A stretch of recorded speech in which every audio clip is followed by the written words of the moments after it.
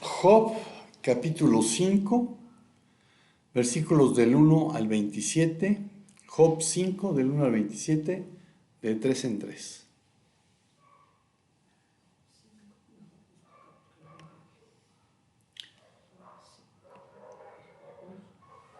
Job 5, del 1 al 27. Amén, Carlos. Llama ahora, ¿habrá quien te responda? ¿Y a cuál de los santos te volverás? Porque el enojo mata al insensato, y la ira da muerte al necio. Yo he visto al insensato echar raíces, y al insensato maldije su morada. 3 en 3. Y sus hijos no tienen seguridad alguna, aún en la palabra son oprimidos y no hay quien los libre. Su cosecha la devoran los hambrientos, la toman aún de entre los espinos y el intrigante ansía su riqueza. Por la aflicción no viene del polvo, ni brota el infortunio de la tierra. Pues el hombre nace para la aflicción, como las chispas vuelan hacia arriba. Pero en cuanto a mí, yo buscaría a Dios y delante de Dios presentaría mi causa. Él hace cosas grandes e inescrutables, maravillas sin número. Él da la lluvia sobre la superficie de la tierra y envía las aguas sobre los campos, para poner en alto a los humildes y levantar a los que lloran al lugar seguro. Él frustra las tramas de los astutos, para que sus manos no tengan éxito. Él prende a los sabios en su propia astucia, y el consejo de los sagaces pronto lo frustra. Del día tropiezan con las tinieblas, y a mediodía andan a tientas como de noche. Pero él salva al pobre de la espada en sus bocas, y de la mano del poderoso. El desamparado, pues, tiene esperanza, y la injusticia tiene que cerrar su boca. Cuán bienaventurado es el hombre a quien Dios reprende. No desprecies, pues, la disciplina del Todopoderoso, porque Él inflige dolor, pero da alivio. Él hiere, pero sus manos también sanan. De 6 aflicciones te librará, y en la 7ª no te tocará el mal. En el hambre Él te salvará de la muerte, y en la guerra del poder de la espada. Estarás a cubierto del azote de la lengua, y no temerás la violencia cuando venga. De la violencia y del hambre te reirás, y no temerás a las fieras de la tierra, pues con las piedras del campo harás tu alianza, y las fieras del campo estarán en paz contigo. Y sabrás que tu tienda está segura, porque visitarás tu morada y no temerás pérdida alguna. También sabrás que tu descendencia será numerosa, y tus vástagos como la hierba de la tierra. En pleno vigor llegarás al sepulcro, como se recogen las gavillas a su tiempo. Esto lo hemos examinado, y así es. Óyelo y conócelo para tu bien. Amén. El mensaje para hoy se titula El tipo Isaac, que no es lo mismo que un tipo llamado Isaac. Es del tipo de... Como él. Tipo, en el diccionario de la Real Academia de la Lengua Española, dice, del latín typus, y del griego typos. Y la definición que da la Academia Española es modelo, ejemplar, símbolo representativo de algo figurado, clase, índole, naturaleza de las cosas, ejemplo característico de una especie, de un género, etc. Pieza de la imprenta y de la máquina de escribir, que ya los chavos no conocen, en que está de realce una letra u otro signo. Cada una de las clases de esta letra, figura o talle de una persona, persona extraña y singular, individuo, hombre. Pero un tipo en el contexto de la hermenéutica bíblica es una persona, un evento o una institución del Antiguo Testamento que Dios ha diseñado soberanamente para prefigurar o anticipar una realidad mayor y más perfecta en el Nuevo Testamento, la cual se conoce como el antitipo. Esta relación no es accidental o meramente alegórica, sino que está fundamentada en la unidad del plan redentor de Dios. Es necesario tenerlo claro para comprender cabalmente la relación entre Isaac y Jesucristo. El apóstol Pablo establece este principio teológico al referirse a Adán como figura, pero la palabra que él utilizó fue tipos, de aquel que había de venir. Romanos 5:14.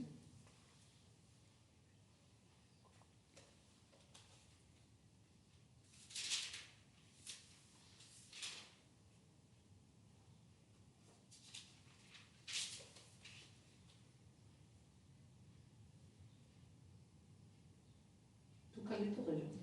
Ah, yo esperando. Pensé. Perdón. 5:14, ¿no? Uh-huh.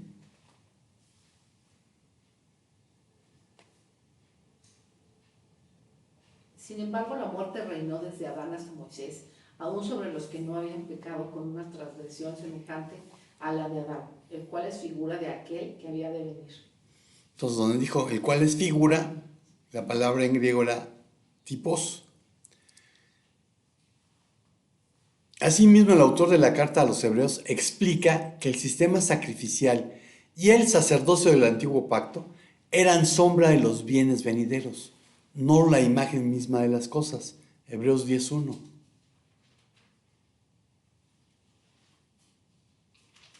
Pues ya que la ley solo tiene la sombra de los bienes futuros y no la forma misma de las cosas, nunca puede, por los mismos sacrificios que ellos ofrecen continuamente año tras año, hacer perfectos a los que se acercan. Entonces, esta idea de sombra y realidad o cuerpo es crucial. La sombra, el tipo, anticipa y delinea la forma del cuerpo, el antitipo, que es Cristo y su obra. Un tipo, por lo tanto, no es un simple ejemplo moral, sino un elemento de profecía simbólica que encuentra su cumplimiento y explicación final en la persona y obra de Jesucristo. La historia de Isaac, especialmente el evento culminante de su casi sacrificio en el monte Moriah, es uno de los ejemplos más ricos y detallados de tipología en toda la escritura. Y vamos a revisar, Biblia en mano, cómo es esto. Y el primer punto es nacimiento milagroso. Génesis 18, 10 al 15. Y uno de ellos dijo: ciertamente volveré a ti por este tiempo del año próximo, y Sara tu mujer tendrá un hijo. Y Sara estaba escuchando a la puerta de la tienda que estaba detrás de él. Abraham y Sara eran ancianos, entrados en años, y a Sara le había cesado ya la costumbre de las mujeres. Sara se rió por sus adentros diciendo: ¿tendré placer después de haber envejecido, siendo también viejo mi señor? Y el Señor dijo a Abraham: ¿por qué se rió Sara diciendo: concebiré en verdad siendo yo tan vieja? Hay algo demasiado difícil para el Señor. Volveré a ti al tiempo señalado, por este tiempo el año próximo, y Sara tendrá un hijo. Pero Sara lo negó porque tuvo miedo, diciendo: no me reí. No es así, sino que te has reído, le dijo el Señor. Amén. El primer paralelismo tipológico entre Isaac y Jesús se encuentra en la naturaleza extraordinaria de sus nacimientos. Tanto Isaac como Jesús fueron hijos de una promesa. Sus nacimientos fueron anunciados y ejecutados por Dios de manera sobrenatural. En el caso de Isaac, su nacimiento fue el cumplimiento de una promesa divina en circunstancias humanamente imposibles. Su padre Abraham era de edad avanzada y su madre Sara había sido estéril toda su vida. Génesis 17, 15 al 22.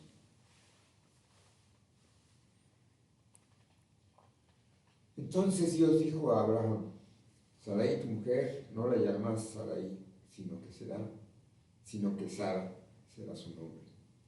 La bendeciré y de cierto te daré un hijo por medio de ella. La bendeciré y será madre de naciones, reyes de pueblos vendrán a ella.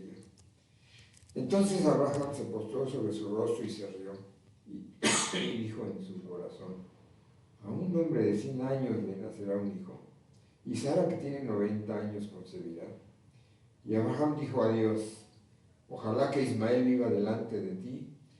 Pero Dios respondió: no, sino que Sara, tu mujer, te dará un hijo, y le pondrás el nombre de Isaac, y estableceré mi pacto con él, pacto perpetuo para su descendencia después de él. En cuanto a Ismael, te he oído, yo lo bendeciré y lo haré fecundo y lo multiplicaré en gran manera. Él será el padre de 12 príncipes y haré de él una gran nación. Pero mi pacto lo estableceré con Isaac, el hijo que Sara te dará por este tiempo el año que viene. Amén. Este nacimiento milagroso tipifica el nacimiento más maravilloso de Jesús.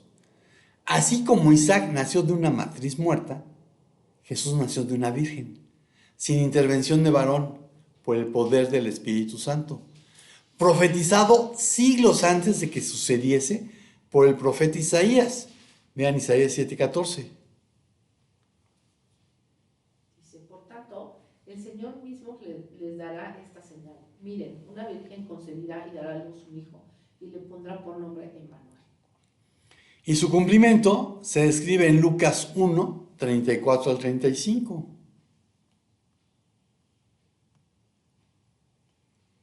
Entonces María dijo al ángel, ¿cómo será esto, puesto que soy virgen?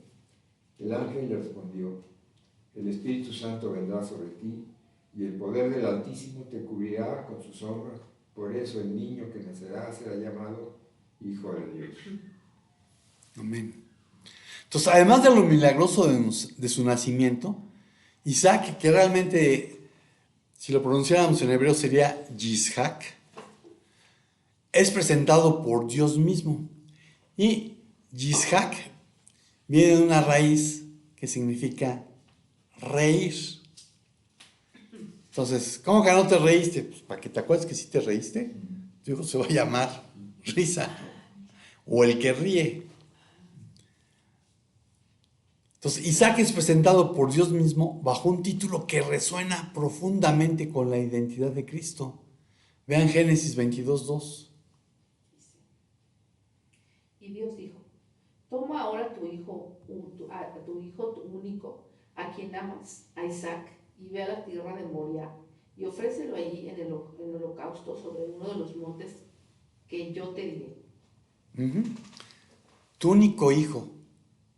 Debe notarse que Abraham tenía otro hijo, Ismael. Génesis 16, 1 al 15.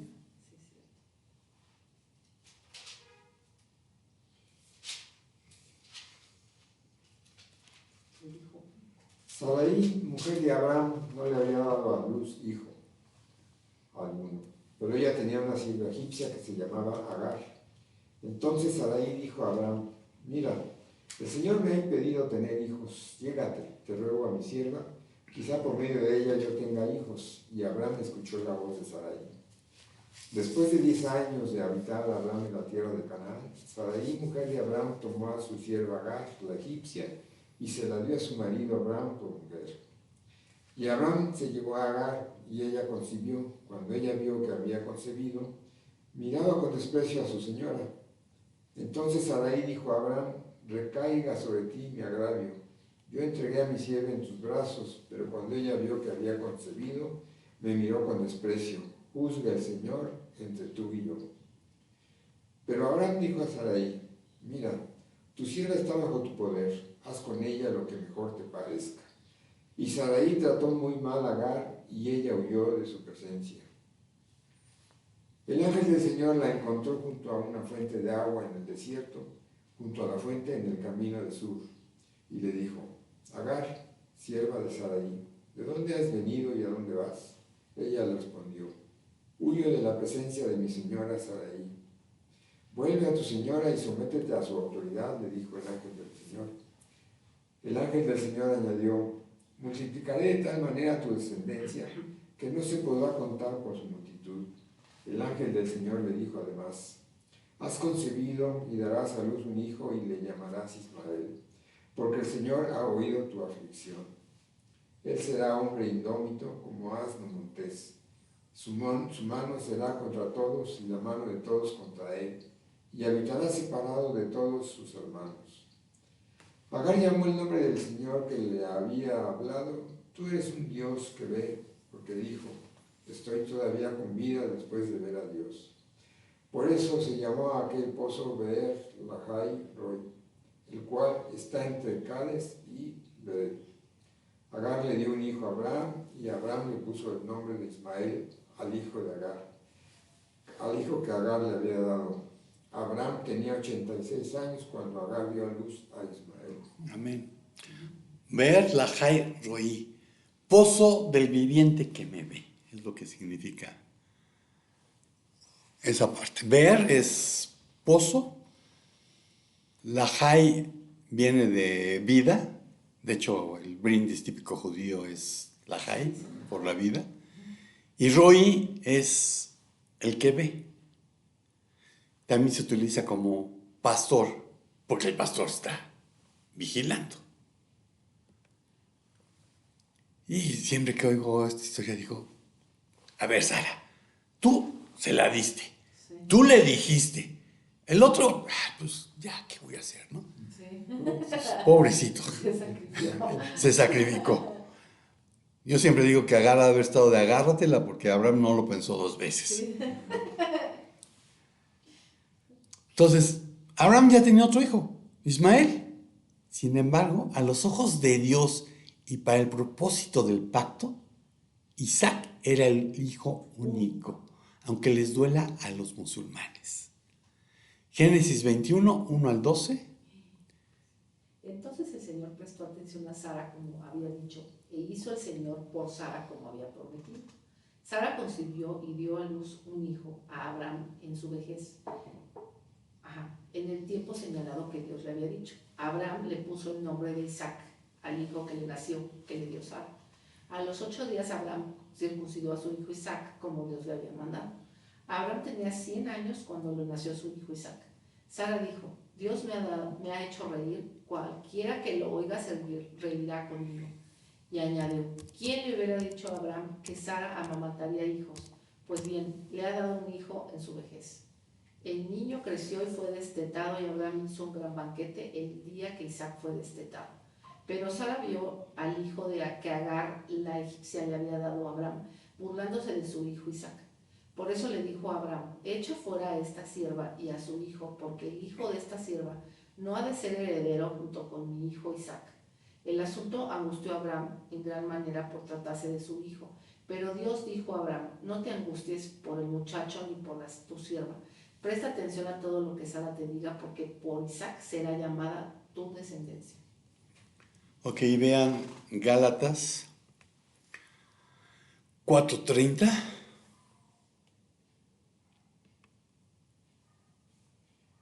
¿Pero qué dice la Escritura? Echa fuera a la sierva y a su hijo, pues el hijo de la sierva no será heredero con el hijo de la libre. Amén. Y aquí cuando habla de que hizo una fiesta por el destete, hoy en día, si les dan 6 meses, yo creo que es mucho. Sí.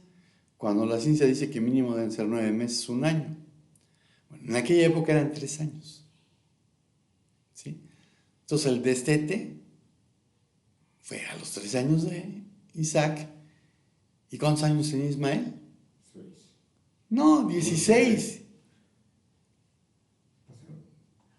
Tenía 86 Isaac. años Abraham. Ajá, y 86, y después, sí. a los 100. Sí, a los 100. Entonces el Ismael estaba pasado de lanza, tenía 16 años. Sí. Sí, es que yo me confundí con los 90 de Sara. Entonces, a los ojos de Dios y para el propósito del pacto, Isaac era el hijo único. Flavio Josefo, el historiador judío del siglo I, también hace esta distinción al referirse a Isaac como su único hijo. Y este término prefigura directamente a Jesús, descrito en el Nuevo Testamento como el unigénito Hijo de Dios. El apóstol Juan testifica de esta realidad única en Juan 1:18. Nadie ha visto jamás a Dios, el unigénito Dios, que está en el seno del Padre, Él lo ha dado a conocer. Juan 3:16.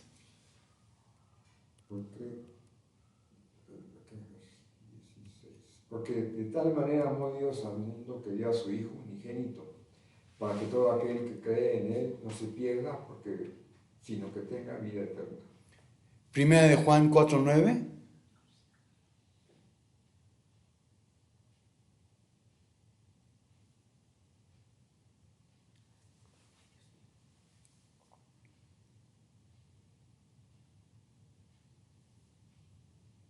En esto se manifestó el amor de Dios en nosotros, en que Dios ha enviado a su Hijo unigénito al mundo para que vivamos por medio de Él. Dos tres citas donde están hablando de Jesús como el Hijo unigénito. Así que la frase, tu único, ¿a quien amas?, encuentra su eco perfecto en la declaración del Padre desde el cielo en el bautismo de Jesús. Mateo 3:17.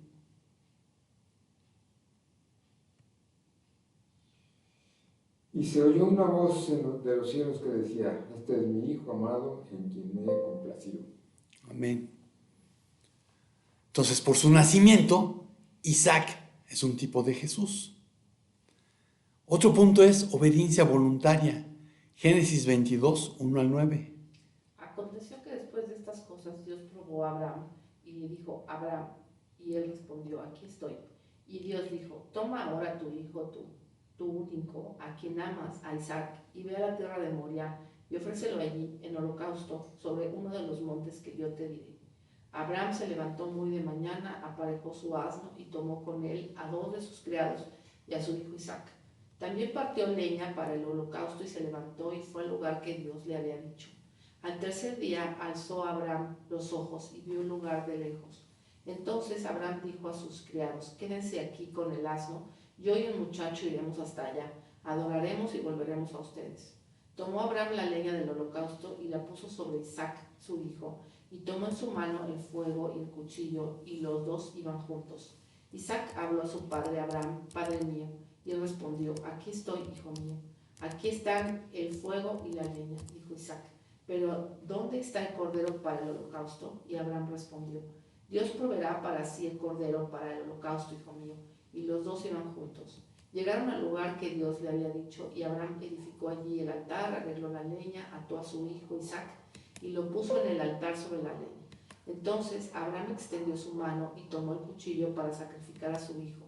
Pero el ángel del Señor lo llamó desde el cielo y dijo: Abraham, Abraham. Y él respondió: aquí estoy. Y el ángel dijo: no extiendas tu mano contra el muchacho ni le hagas nada, porque ahora sé que temes a Dios, ya que no me has rehusado tu hijo, tu único. Hasta el 9. El clímax de la tipología de Isaac se desarrolla en el viaje al monte Moriah, elegido por el Señor. La obediencia de Abraham, unida a la sumisión de Isaac, pinta un cuadro emocionante de la relación entre Dios el Padre y Dios el Hijo. El historiador Flavio Josefo, en su obra Antigüedades de los Judíos, ofrece detalles que enriquecen aún más este paralelismo. Según Josefo, Isaac tenía 25 años en ese momento, lo que subraya que no era un niño pequeño, como les encanta a los pintores pintarlo, sino un hombre joven y capaz, cuya sumisión a la voluntad de su padre era, por lo tanto, completamente voluntaria. El relato de Génesis 22 está llena de detalles que apuntan a Jesús. En el versículo 3, Abraham se levanta temprano y viaja 3 días hacia el lugar del sacrificio. Josefo también menciona que los 2 siervos fueron con él 2 días, pero al tercer día, tan pronto como vio el monte, dejó a aquellos siervos que estaban con él hasta entonces en la llanura. Este tercer día es significativo, porque es en el monte cuando Abraham, en un acto de fe, recibe a Isaac de vuelta, como de entre los muertos. Vean Hebreos 11:19.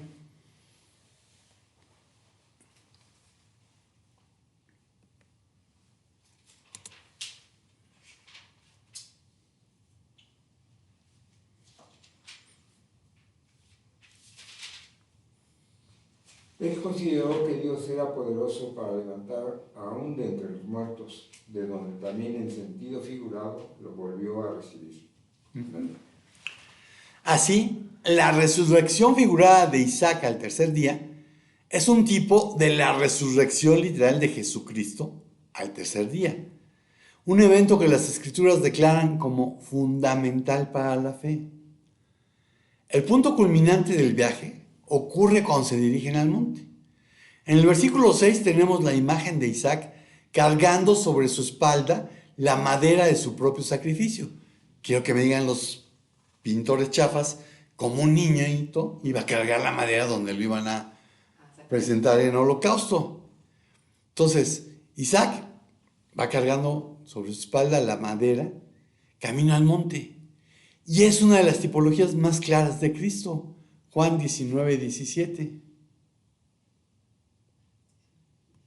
Tomaron pues a Jesús y él salió cargando su cruz al sitio llamado el lugar de la calavera, que en hebreo se dice Gólgota. Entonces, además, como ya mencioné, Isaac no es un niño pequeño. Era capaz de cargar la leña para su holocausto. Pero si era capaz de eso, pues también lo era para resistirse a su anciano padre. Que si él tenía 25, pues el otro ya andaba en los 125. Pero su sumisión es voluntaria, a pesar de que no veía el cordero para el holocausto.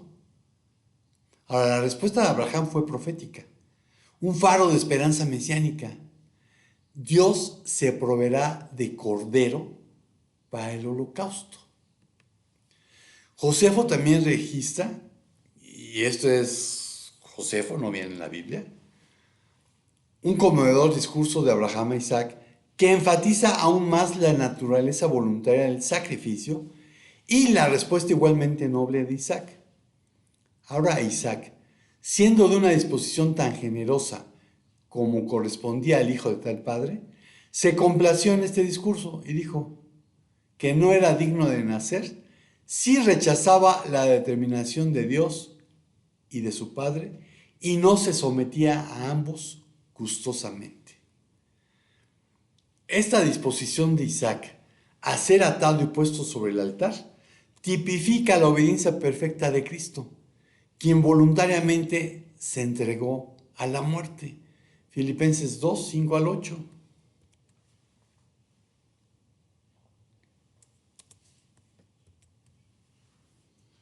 Haya pues en ustedes esta actitud que hubo también en Cristo Jesús, el cual, aunque existía en forma de Dios, no consideró el ser igual a Dios como algo a que aferrarse, sino que se despojó a sí mismo, tomando forma de siervo, haciéndose semejante a los hombres.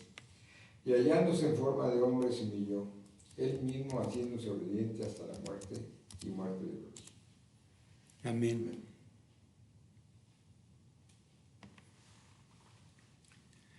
Jesús además declaró que él ponía su vida. Juan 10, 17 al 18. Por eso el Padre me ama, porque yo doy mi vida para tomarla de nuevo. Nadie me la quita, sino que yo la doy de mi propia voluntad. Tengo autoridad para darla y tengo autoridad para tomarla de nuevo. Este mandamiento recibí de mi Padre. Entonces yo pongo mi vida y tengo autoridad para volverla a tomar. Digo, si los inquisidores hubieran leído esto, hubieran dejado de darle lata por siglos a los judíos. La sumisión silenciosa de Isaac es una sombra del Cordero de Dios, como Isaías profetizó más de 13 siglos después. Isaías 53, 7. Y 7 siglos, 8 siglos antes de Cristo. Fue oprimido y afligido, pero no abrió su boca, como cordero que es llevado al matadero, y como oveja que ante sus trasquiladores permanece muda. Él no abrió su boca. Entonces, por su obediencia, Isaac es un tipo de Jesús. El tercer punto es un sustituto provisto. Génesis 22, 10 al 13.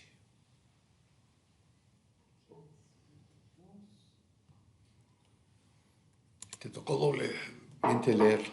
10 al 13. Al 13. Entonces Abraham extendió su mano y tomó el cuchillo para sacrificar a su hijo. Pero el ángel del Señor lo llamó desde el cielo y dijo: Abraham, Abraham. Y él respondió: aquí estoy. Y el ángel dijo: no extiendas tu mano contra el muchacho ni le hagas nada, porque ahora sé que temes a Dios, ya que no me has rehusado tu hijo, tu único. Sí, me tocó. Y el 13 también. Entonces Abraham alzó los ojos y miró, y vio un carnero detrás de él, trabado por los cuernos en un matorral. Abraham fue, tomó el carnero y lo ofreció en holocausto en lugar de su hijo. Amén. Amén. Entonces Dios detuvo la mano de Abraham y proveyó un sustituto. Este desenlace de la historia no solo salva a Isaac, sino que introduce dos elementos tipológicos fundamentales: la sustitución vicaria y la promesa del pacto cumplido en la simiente de Abraham. Génesis 17, 1 al 14.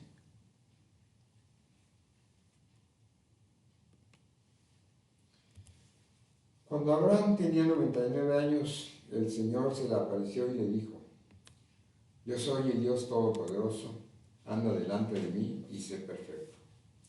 Yo estableceré mi pacto contigo y te multiplicaré en gran manera. Entonces Abraham se postró sobre su rostro y Dios habló con él: en cuanto a mí, ahora mi pacto es contigo y serás padre de multitud de naciones, y no serás llamado más Abraham, sino que tu nombre será Abraham, porque yo te daré padre de multitudes de naciones. Te haré fecundo en gran manera, y de ti haré naciones, y de ti saldrán reyes. Estableceré mi pacto contigo y con tu descendencia después de ti por todas sus generaciones, por pacto eterno de ser Dios tuyo y de toda tu descendencia después de ti. Y te daré a ti y a tu descendencia después de ti la tierra de sus peregrinaciones, toda la tierra de Canaán, como posesión perpetua, y yo seré su Dios. Dijo además Dios a Abraham: tú pues guardarás mi pacto, tú y tu descendencia después de ti por sus generaciones. Este es mi pacto con ustedes y tu descendencia después de ti, y que ustedes guardarán: todo varón de entre ustedes será circuncidado. Serán circuncidados en la carne de su prepucio, y esto será la señal de mi pacto con ustedes. A la edad de 8 días será circuncidado entre ustedes todo varón, por sus generaciones. Asimismo el siervo nacido en tu casa o que sea comprado con dinero a cualquier extranjero que no sea de tu descendencia. Ciertamente ha de ser circuncidado el siervo nacido en tu casa o el comprado con tu dinero. Así estará mi pacto en la carne de ustedes como pacto perpetuo. Pero el varón incircunciso que no es circuncidado en la carne de su prepucio, esa persona será cortada de entre su pueblo. Ha quebrantado mi pacto. Amén. Amén. Entonces de ahí la circuncisión como pacto.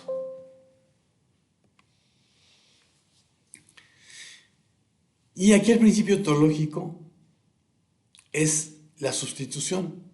Un cordero, en el caso de Isaac fue un carnero, que muere en lugar de Isaac. Y Josefo añade un detalle interesante. Dice que Dios les produjo un carnero que no apareció antes para el sacrificio, subrayando la providencia divina en ese momento. Este acto es un tipo perfecto de Jesucristo, el Cordero de Dios que muere en lugar de los pecadores. El hecho de que el carnero estuviera trabado por los cuernos en un matorral también ha sido visto por muchos intérpretes como una imagen de la corona de espinas que fue puesta sobre la cabeza de Jesús en la cruz. Yo creo que ahí ya es ponerle más cosas, ¿no? Ya es veces medio guachmanía añadiéndole cosas.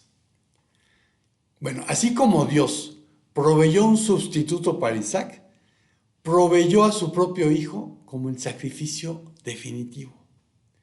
Y el nombre que Abraham pone al lugar es Adonai Jireh, el Señor proveerá. Y se convierte en una profecía permanente del monte de Dios, Moriah, donde siglos después, en el mismo lugar geográfico, el monte del templo, vean 2 de Crónicas 3:1. Entonces Salomón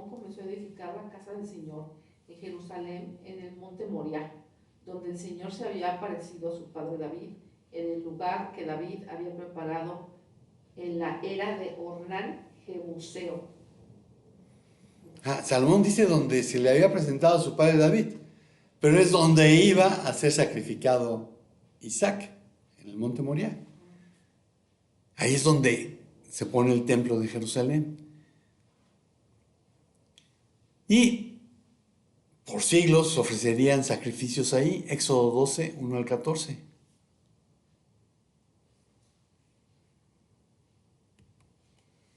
En la tierra de Egipto el Señor habló a Moisés y a Aarón y les dijo: este mes será para ustedes el principio de los meses, será el primer mes del año para ustedes. Hablen a toda la congregación de Israel y digan: el día 10 de este mes cada uno tomará para sí un cordero, según sus casas paternas, un cordero para cada casa. Pero si la casa es muy pequeña para un cordero, entonces él y el vecino más cercano a su casa tomarán uno según el número de personas, conforme a lo que cada persona coma. Dividirán ustedes el cordero. El cordero será un macho sin defecto de 1 año, lo apartarán de entre las ovejas o de entre las cabras, y lo guardarán hasta el día 14 del mismo mes. Entonces toda la asamblea de la congregación de Israel lo matará al anochecer.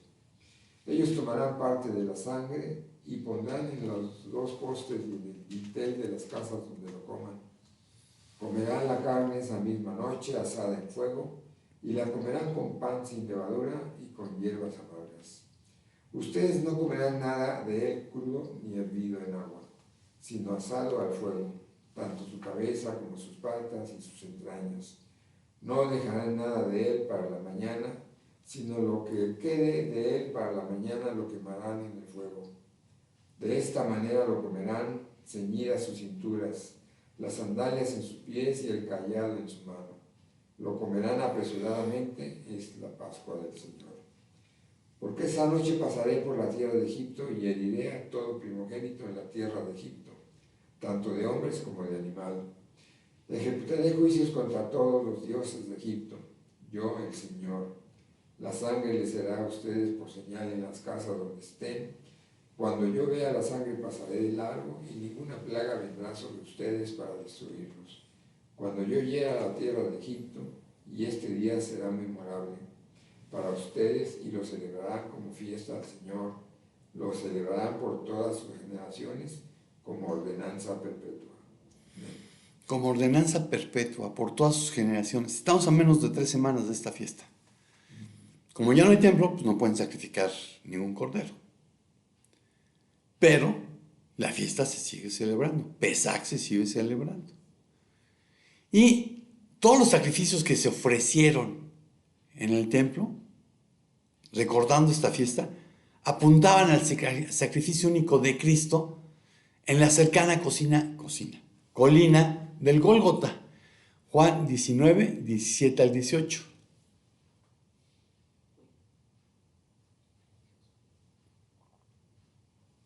Tomaron pues a Jesús y él salió cargando su cruz al sitio llamado el lugar de la calavera, que en hebreo se dice Gólgota, donde lo crucificaron y con él a otros 2, uno a cada lado y Jesús en medio.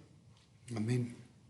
Finalmente, la obediencia de Abraham en no retener a su hijo único resulta en la reafirmación y ampliación del pacto. Génesis 22, 16 al 18.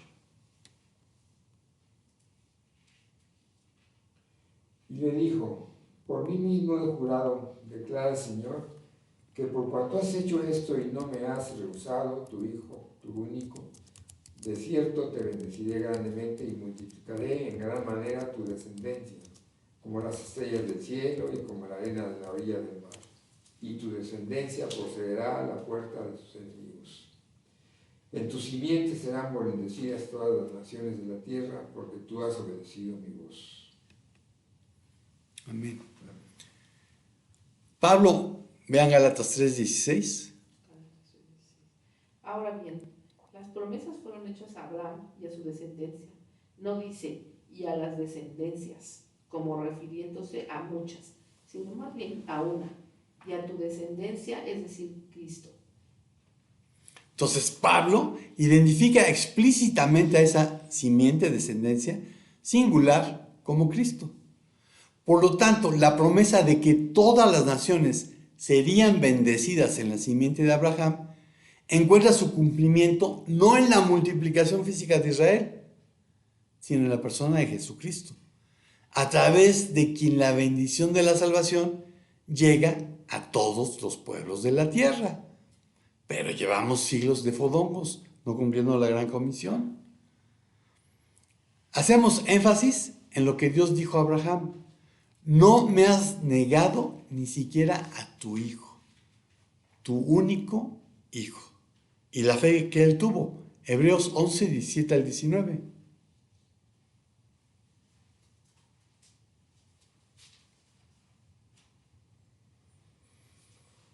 Por la fe, Abraham, cuando fue probado, ofreció a Isaac, y el que había recibido las promesas ofrecía a su único hijo. Fue a él a quien se le dijo: en Isaac te será llamada descendencia. Él consideró que Dios era poderoso para levantar aún de entre los muertos, de donde también en sentido figurado lo volvió a recibir. Entonces, se hace énfasis en Abraham, pero pasamos por alto que Isaac, al obedecer y estar dispuesto a ser sacrificado, ya se había dado por muerto. Y en sentido figurado, resucitó. En su mente él ya había sido sacrificado. Por su sacrificio, Isaac es un tipo de Jesús. La conclusión es una habitación eterna. Génesis 22, 19. Entonces Abraham volvió a sus criados y se levantaron y fueron juntos a Beerseba, y habitó Abraham en Beerseba. Ok, Beerseba o Beersheba, que sería lo más correcto, es el pozo del juramento. ¿Por qué se llamaba así? En Génesis 21, 31 al 34.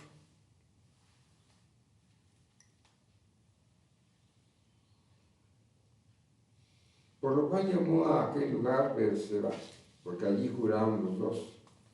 Hicieron pues un pacto en Beerseba, se levantó Abimelech con Ficol, jefe de su ejército, y regresaron a la tierra de los filisteos. Abraham plantó un tamarisco en Beerseba, y allí invocó el nombre del Señor, el Dios eterno. Y peregrinó Abraham en la tierra de los filisteos por muchos días. Amén. Abimelech, mi padre es rey. Y dice que fueron juntos a Beersheba y habitó Abraham en Beersheba. Y la palabra que utiliza para habitar es yashav, que habla de habitar, de morar, vivir, quedarse. Es decir, estar en un lugar por un periodo de tiempo, lo que usualmente implica una mayor cantidad de tiempo. Y veíamos en Génesis 21 que él plantó un tamarisco, eshel, que viene de una raíz ahí incierta. Entonces puede ser tamarisco, pero por extensión puede ser una arboleda de cualquier tipo. Y el acto de Abraham de plantar un árbol tamarisco en Beersheba tiene un profundo significado espiritual que va más allá de la simple horticultura. ¿Por qué? El tamarisco es un árbol de crecimiento sumamente lento. Abraham lo plantó sabiendo que él mismo probablemente no disfrutaría de su sombra. Fue un acto de fe hacia el futuro, declarando que sus descendientes heredarían y disfrutarían de esa tierra tal como Dios había prometido. Al plantar el árbol, Abraham invocó el nombre del Señor como el Olam. En hebreo dice Adonai el Olam, Dios eterno. Bueno, el tamarisco es conocido por su resistencia y longevidad en condiciones áridas. Simboliza la naturaleza eterna, inmutable y fiel de Dios, quien cumple sus promesas a través de los siglos. En la cultura antigua, plantar un árbol era una forma de reclamar propiedad o establecer una presencia permanente. Para Abraham, el Ibrish, que es como se conoce hebreo en hebreo, Ibrish significa extranjero o el de más allá. Plantar un tamarisco fue una declaración pública de que ya no era un nómada pasajero, sino alguien que echaba raíces en la tierra de la promesa. Físicamente el tamarisco secreta cristales de sal que absorben la humedad por la noche y la evaporan durante el día, creando un microclima más fresco bajo su sombra. Bueno, espiritualmente esto representa la hospitalidad de Abraham, además de que la presencia de Dios ofrece un descanso refrescante en medio del desierto de la vida. El árbol sirvió como un monumento vivo al pacto de paz realizado con Abimelech y a la provisión divina de agua, el pozo, en un lugar seco. Por el sacrificio de Jesús en la cruz, nosotros tenemos acceso a un lugar mejor que Beersheba, y no por un largo periodo de tiempo, sino por la eternidad. Juan 17, 20 al 26. Pero no ruego solo por estos, sino también por los que han de creer en mí por la palabra de ellos, para que todos sean uno como tú, oh Padre, estás en mí y yo en ti, que también ellos estén en nosotros, para que el mundo se crea que tú me enviaste. La gloria que me diste les he dado, para que sean uno, así como nosotros somos uno, yo en ellos y tú en mí, para que sean perfeccionados en unidad, para que el mundo sepa que tú me enviaste y que los amaste de tal como me has amado a mí. Padre, quiero que los que me has dado estén también conmigo donde yo estoy, para que vean mi gloria, la gloria que me has dado, porque me has amado desde antes de la fundación del mundo. Oh Padre, justo, aunque el mundo no te ha conocido, yo te he conocido, y estos han conocido que tú me enviaste. Yo les he dado a conocer tu nombre, y lo daré a conocer para que el amor con que me amaste esté en ellos y yo en ellos. Amén. Amén. Entonces esa oración de Jesús nos incluyó a nosotros. No ruego no más por estos, sino por los que han de creer por la palabra de estos. Génesis 22 constituye un tapiz tipológico ricamente tejido que encuentra su glorioso y perfecto arquetipo en la persona y obra redentora de Jesucristo, el Hijo amado, el Cordero provisto por Dios. Isaac es un tipo de Cristo por su nacimiento, obediencia y sacrificio. La diferencia a resaltar es que para Isaac hubo un carnero sustituto, mientras que Jesús es el sustituto para todo aquel que deposita su fe en él. Juan 1:29.